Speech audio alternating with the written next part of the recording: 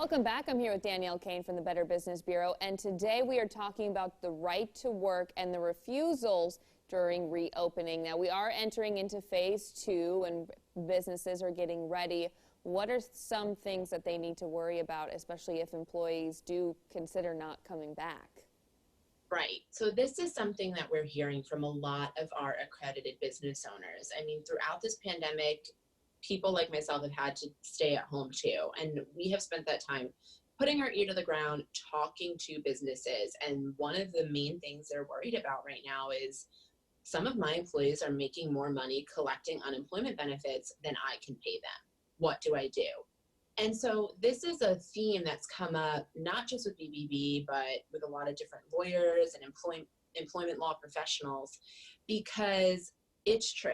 People are making a lot of money on unemployment right now, but you have to be at will to work and ready to work in order to receive those benefits.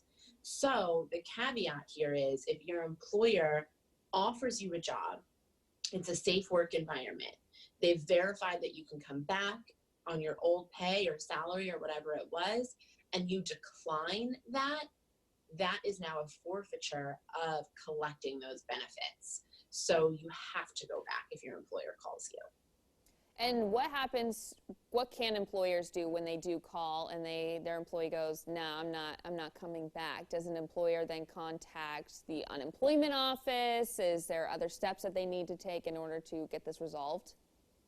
Yep, that's exactly it. They want to file a report with their state employment office because that's who's going to essentially be in charge of distributing these unemployment benefits to that employee. And they need to know if that employee has refused work because, again, it's super important that you're ready and at will and looking for work. I mean, that's a big part of collecting those benefits.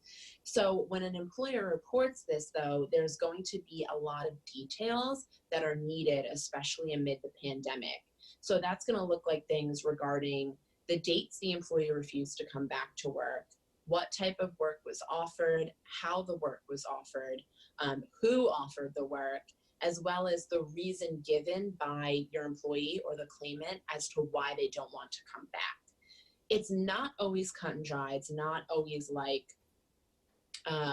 the employee says, no, I'm going to report it, they're going to take the benefits. Not always the case, because it does depend on the employer's part. Are you providing a safe environment for them to come back to?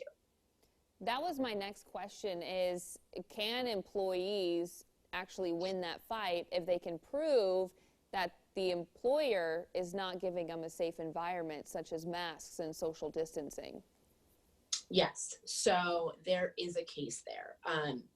There's a case to be made, I should say. I'm not a lawyer, I can't give legal advice, but if an employee does feel like, yes, you gave me the chance to come back to work, but I've asked you multiple times to implement this, or I've asked you if you have PPE and you don't. Those are things that then on the employee side, they can report to OSHA, because these qualify right now as potentially a dangerous work environment.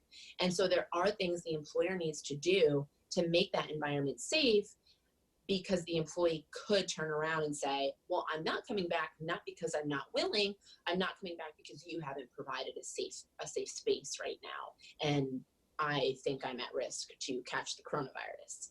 So we're encouraging employers, of course, if you have detailed questions about this, you're going to need to contact your lawyers, you're going to need to contact OSHA to make sure you're in compliance.